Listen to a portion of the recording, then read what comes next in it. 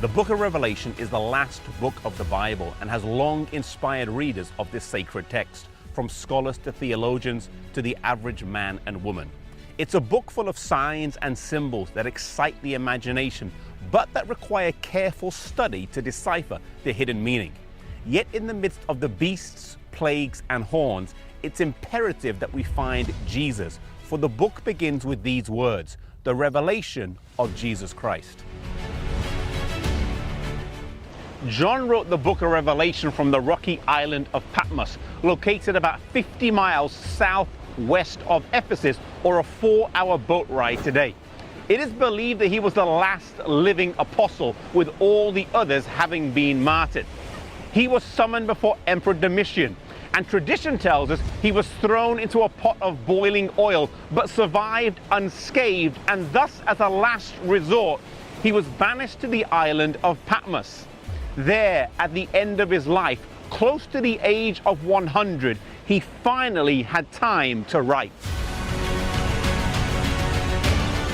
Revelation contains several groups of sevens, 7 trumpets, 7 plagues, and seals, but perhaps it's the first one mentioned, the 7 churches, that is the most applicable to us today.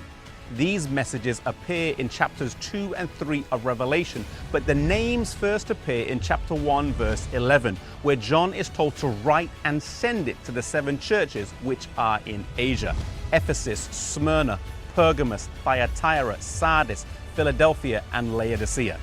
These cities are located in what is modern-day Turkey, and this region would have played an important role in the development of Christianity. 2 of Paul's missionary journeys were concentrated in this area. John's letters to the 7 churches were written and sent to this area, and also Noah and Abraham both spent considerable time in what is modern-day Turkey. When you consider the thriving state of the Christian church in the 1st century, you have to ask yourself the question, why these 7 churches? There were other thriving centers, such as Miletus and Colossae. One idea is that these cities were on an ancient Roman postal route.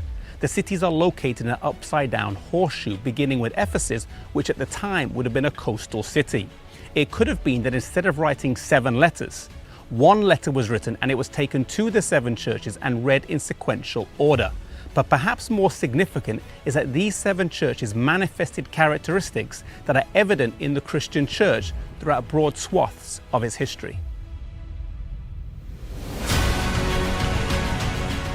The messages to the 7 churches can be read 3 ways.